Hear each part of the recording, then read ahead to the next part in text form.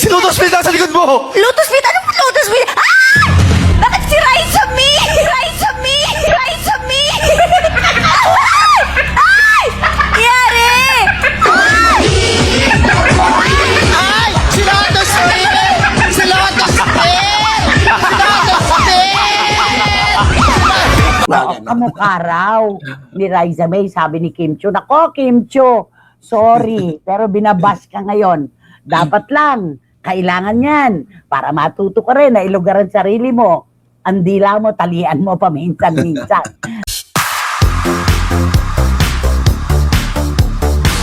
Di ba si Chris, ang inirereklamo niya nung dumalaw siya sa puntod ng dating Pangulong Noynoy Aquino, kailangan maaga siya sa pagpunta sa Manila Memorial Park dahil yun daw trigger ng init ng araw na kasasama sa kanyang AI. Di ba? Oo, totoo yan. Lupus. Tapos sabi, sa lupus niya. Tapos sabi niya, namamaga daw yung kanyang tuhod dahil sa rheumatoid arthritis. Yun yung talagang inirereklamo niya. Napakasakit nga siguro nun, Yun lang may maramdaman ka dito. Sakit-sakit na paano pa yung rheumatoid arthritis. Pero sinikap pa rin niyang magpunta bilang pag-alala sa pagkamatay ng kanyang kapatid.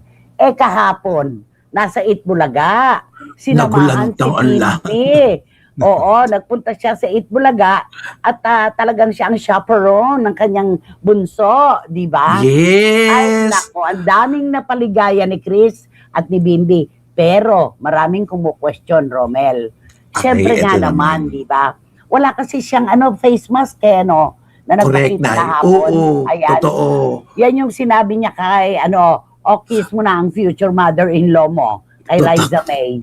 Oo. Saka napansin daw niya, ang laki na iginanda ni Raisa May. Kasi daw may nagpapaganda sa kanya. Sabay tingin kay Bimbi. So, diba? ayun yan. Alam natin. Totoo. Ayan. Tapos, naku, talagang, eto na, may iba-iba to Iba-iba ito. Sabi ni Juris, ito totoo to Kabakailan lang, masaya pa silang nag-malling. Namili ng kwintas para kay Raisa May. Nag-eat bulaga ng hindi nakamask. At nagpresenta pang maging guest co-host. Tapos ngayon, may iniinda na naman. Paulit-ulit na lang. Sana mabigyan din ng pahinga ang publiko. Kulang na lang kasi pati pag-utot at pag-dumi, ipopost pa. Alam mo, ito yung questionable, Parang yung agwat nung pagsasabi niya na namamaga ang tuhod niya dahil sa rheumatoid arthritis. Isang araw lang Isang araw, asa Itbulaga na siya, di ba? Doon naguguluhan yung mga kababayan natin sa ganun. Di ba nga lagi natin pinag-uusapan, Nay? Hindi tayo updated. Kasi yung updated niya, parang late siya mag-upload. Tapos kaya makikita natin siya, iba na naman sa kinaumagahan. Kaya sabi ng mga tao, ano ba talaga ang nangyayari? Natutuwa kami dahil maganda naman. Pero sana yung nakakaba kasi iba-iba. Mag-ingat. Mag-ingat. May nakausap na akong kapwa kahanay, reporter. Ba si Chris, hindi pa lumalabas yung column ko, may bago ulit. Delete na yung column ko. Oo nga naman. Kasi nakakatakot siyang i-column item Ganito ang sinulat mo ngayon. Kinabukasan, nung paglabas ng column mo, iba na pala. Sino ang lalabas na late? Di ikaw. Di ba? Totoo. Yun. Okay, sabi ni Miss Nags ng Belgium. Pagaling ka agad, Miss Chris. Lahat tayo ay nag-aantay sa muli mong pagbabalik eksena na masigla at walang iniindang sakit. Dasal lang talaga ang katapat niyan, sabi ni Miss Nags. Tapos, sabi naman ni, nawating-wating, eto, sa ganitong kondisyon, normal ang paulit-ulit na good days and bad days, kahit may treatment. Dahil ang autoimmune diseases ay hindi mabilis mawala, pero pwedeng ma-manage. Tama naman yan. Alam ni Wating-Wating yan, dyan siya nagtatrabaho di ba? Yes. Tapos sabi ni Paulo Ubalde, get well soon, Tetay, nakakatuwa na makita ka ulit sa television. Si Tetay sa pagbisita niya sa Itbulaga. Sana nga talaga magbalik ka na. Isa ako sa matagal nang nag-aabang, nakakamiss ang pagiging taklesa ni Tetay. Tama yan. At eto naman talaga, sabi ni John, nakakalungkot lang, Nay. Nung isang araw ang sabi niya, iniinda raw niya yung rheumatoid arthritis niya. Tapos yung mga triggers ng autoimmune niya. Tapos nagulat kami, kinabukasan, nasa Itbulaga, hindi pa naka-face mask. Ano ba talaga ang totoo? Yun. Yun yung Oo. nakakagulat. Naguguluhan ng mga tao Oo. na nag-aalala sa kanya. Oo. Nakakatuwa na nakita siyang muli Yes. at napakaganda talaga niyan. Kaya lang, yung susumamo niya ng dasal, yung pagsasabi niya ng kanyang kondisyon physically, yun yung nakagugulo sa mga kababayan natin. Etong sabi ni Randy Balaga, Randy! Naku, Nay, buti na lang po at prayerful si Chris. At bukod doon, ay marami siyang pera. Kung wala, naku, sabi niya, oo, totoo to, di ba?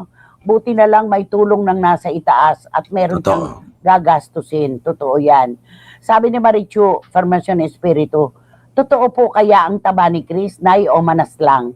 Dapat hindi mo na niya isinusugal ang sarili niya sa mataong lugar. Prone pa rin siya sa lahat ng infection. Tama dito si Marichu kasi di ba siya naman ang nagsasabi na hindi siya po pwede talaga na makaamoy ng kung ano man, maruming lugar, yung pollen, di ba? Bawal Correct. na, Katulad mo. niyan, ang daming Oo. tao dyan, nasa may Oo. audience, ano pa siya. Yun Oo. ang sa audience, sa gallery pa siya. Correct. Yun ang iniintindi ng ating mga kababayan. Please don't mention my name. Pag nababasa ko ang mga post ni Chris, sometimes I don't believe anymore. Because she doesn't talk what she speaks. She doesn't do what she talks. Ano to? Parang walk your talk. Yung Ayan, ganon. oo. Oo, walk your talk. Kasi sasabihin niya, sobra-sobra, may nadagdag na naman sa autoimmune ko.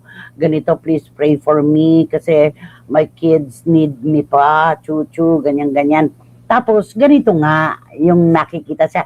Yung sa mall nga di ba ang dami nang nambas sa kanya? Yes, bakit daw Ay, nandun siya? Pero wala naman tayong magagawa, di ba? Katulad yan sinabi natin, kung ano yung pakiramdam niya na ang mga araw na yun, gusto niya, ibigay na natin kasi baka makakatulong yan sa mas mabilisan niyang paggaling. At saka wag nating pangunahan ang kapasidad ni Chris physically. Siya ang nakakaalam kung kailan siya pwedeng lumabas at pwedeng nasa bahay lang. Andun lang siya sa apat ng sulok ng kwarto niya. Siya nakakaalam niyan, hindi tayo. Kaya kung siya'y lumalabas, maaaring sa umagang yon maganda ang Maayos gising siya. niya at maayos siya. Ganun lang yon, di ba? Kaya lang, salamat pa rin po sa inyong pagmamalasakit dahil sinasabi nyo na ay dapat ingatan mo ang kalagayan mo. Yes. Ikaw na rin lang ang nagsasabi na kailangan mo ng panalangin dahil nadagdagdagan na naman ng AI mo at susceptible mo sa mga Sakit, ganyan, ganon. pampalala ng kalagayan mo.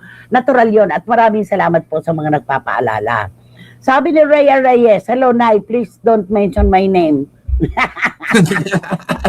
Nasabi na agad-agad. Anak, hindi ko pa naman nasabi yung hindi ko pa naman nasabi yung message. Pero si Romel ang makakasagot nito.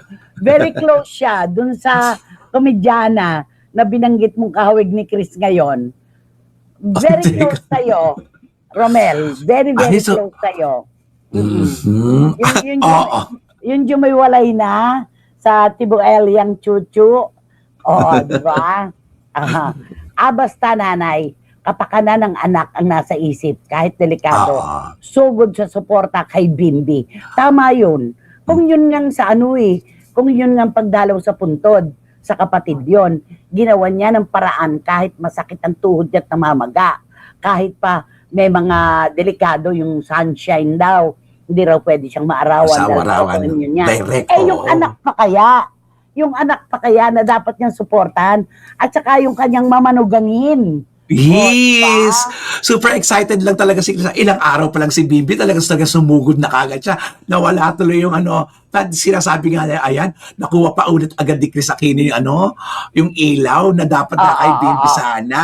Eto mula sa isang tao na ang trabaho ay umiikot sa hygiene, sa medical situation at lahat pa. Sabi ni Wating-Wating, tama po si Juris.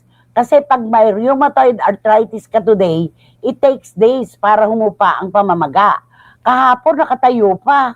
Tsusera ka talaga, Chris Aquino. Sabi ni Wating-Wating. Oy, binati ka ni Kuyang Ted kanina, anak ha. Sa totoo lang. At syempre, ano kaya masasabi naman ng kinatawan ng bulwagang pambalita ng TV5 at ng 1PH na si Joby Francisco. At Adik Amarillo, isusunod ko ang pagbati sa'yo. Ayan. Sabi ni Paulo Obalde, clue po. Sabi niya, ay, kay Romel ka mag-text, Paulo. Mas close siya doon. Ano naman ang masasabi nyo sa comment ni Kim Chiu about Riza May? Binastuloy siya ng gusto ng netizen. May sinabi si Chris Aquino kahapon na sa mga, parang may nabalitaan siyang naninira kay Riza. Don't mind them. Success is the best revenge. Ang dami tumawag sa akin. Si Kim Chiu daw ba yung tinutukoy ni Chris? Palagay ko hindi. Yun sa dati yon, yung sa bahay na nabili niya. Pero si Kim Chiu binabash talaga ngayon. Dahil dun sa yung sinabi niya na kamukha daw ni Riza May. Yung namang si Jubes kasi, parang meron siyang karakter na ginawa pa yung chacha ni Riza May, di ba? Tapos nagkaroon sila yung uuwi si nanay. Dugtungan mo. Amin ako, Nay, baka naman mag-blackout tayong bigla. Gusto mo ba? Sabi ka mukha daw ni Riza May. Alam mo, Kim Chiu, yung dila mo, itatali mo rin kung minsan, ha? Hindi po pwede yung, kasi napaka-organic ng mga biro mo. Alam mo, kailangan din natin na ilagay sa ayos ang ating mga komento.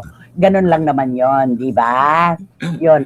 Kasi daw, kamukha daw ni Riza May, yung character. Oo. Siguro out of naman na parang nagbibiro-biro ang lahat. Pero syempre, di ba, lahat naman tayo may mga ganyang moment. Talagang nagwala ang mga tagahanga ni Riza May.